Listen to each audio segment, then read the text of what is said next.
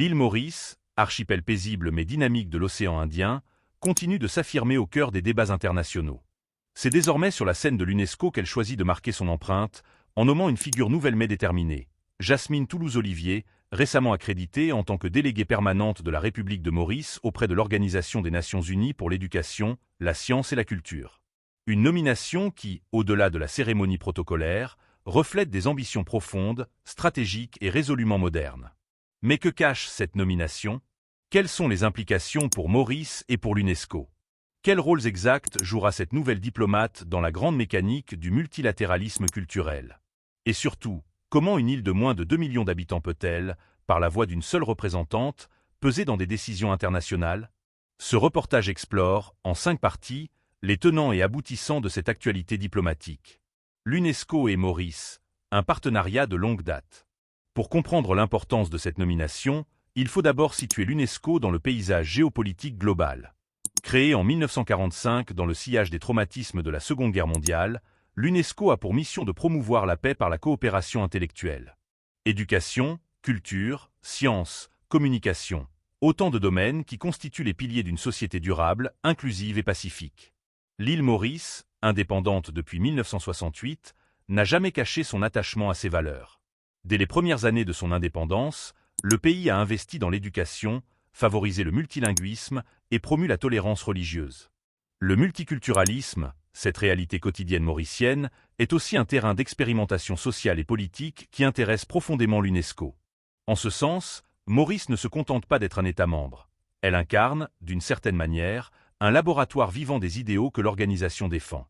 Au fil des ans, Maurice a inscrit plusieurs de ses traditions au patrimoine mondial immatériel, à commencer par le Sega, cette musique emblématique héritée de l'histoire esclavagiste, devenue aujourd'hui symbole de résilience et de métissage culturel. Le pays a aussi activement collaboré sur des projets liés à la biosphère, à la préservation des récifs coralliens et à la formation d'enseignants dans les zones rurales. La nomination de Jasmine Toulouse-Olivier s'inscrit donc dans une continuité, celle d'une nation qui affirme sa volonté de jouer un rôle plus actif au sein des institutions internationales.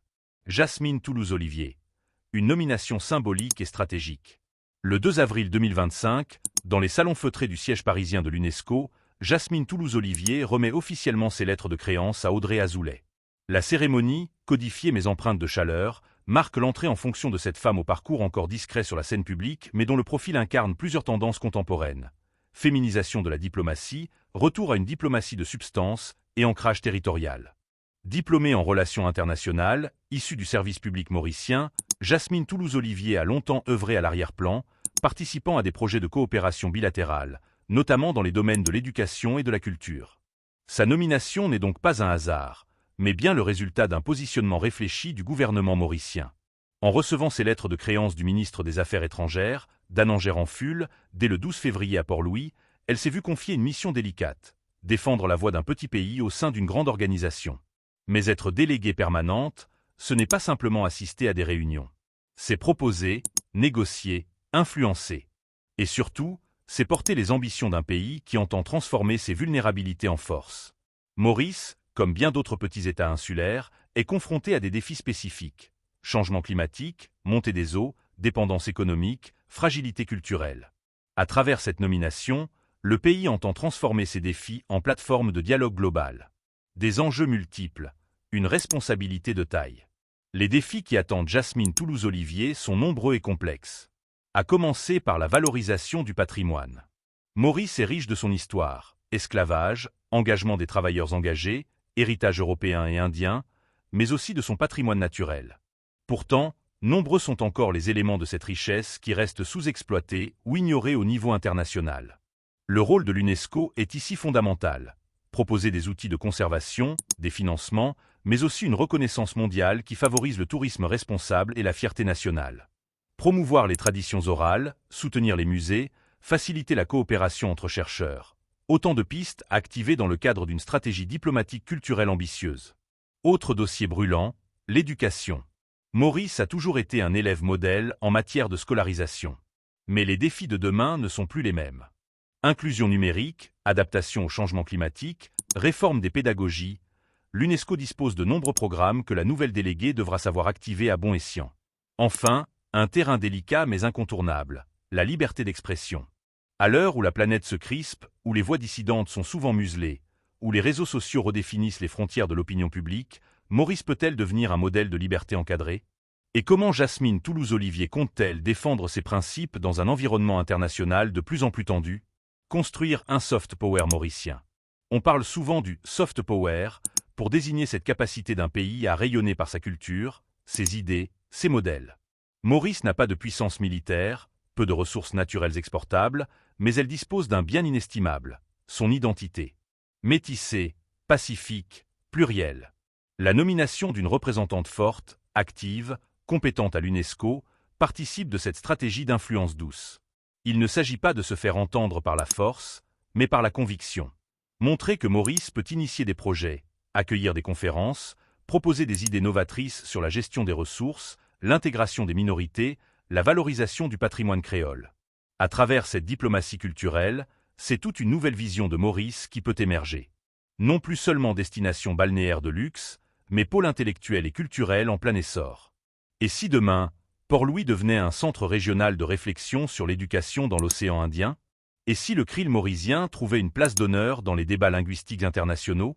Des utopies, peut-être, mais qui commencent toujours par une voix. Et cette voix, aujourd'hui, c'est celle de Jasmine Toulouse-Olivier. Conclusion, une île, une voix, un devir. En nommant Jasmine Toulouse-Olivier comme déléguée permanente auprès de l'UNESCO, l'île Maurice ne se contente pas de remplir une formalité diplomatique. Elle affirme une volonté, celle d'exister pleinement sur la scène internationale, celle de faire entendre une voix singulière, mais universelle, celle de défendre un modèle de société fondé sur la diversité, la paix et la connaissance. Affaire des coffres-forts, un tournant judiciaire pour Navin Rangolam. L'affaire des coffres-forts impliquant l'ancien Premier ministre de Maurice, Navin Rangolam, continue de susciter un vif intérêt au sein de l'opinion publique et de la sphère politique. Après plusieurs années de procédures et de rebondissements, la récente décision du directeur des poursuites publiques, DPP, de modifier les accusations portées contre lui représente un tournant majeur dans cette affaire aux multiples ramifications. Cette modification survient alors que le cadre législatif du pays a évolué, avec l'entrée en vigueur de nouvelles lois régissant les crimes financiers. Contexte et origine de l'affaire.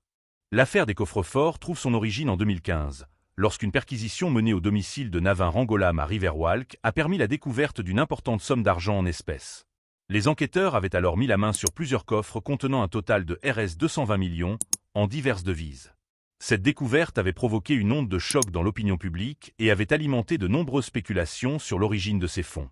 L'affaire avait rapidement pris une tournure judiciaire, et Navin Rangolam s'était retrouvé accusé de plusieurs infractions, notamment d'avoir accepté des paiements en espèces dépassant les seuils légaux autorisés. Parmi les chefs d'accusation figurait également le blanchiment d'argent et d'autres infractions financières relevant de la Financial and Anti-Money Laundering Act. Cependant,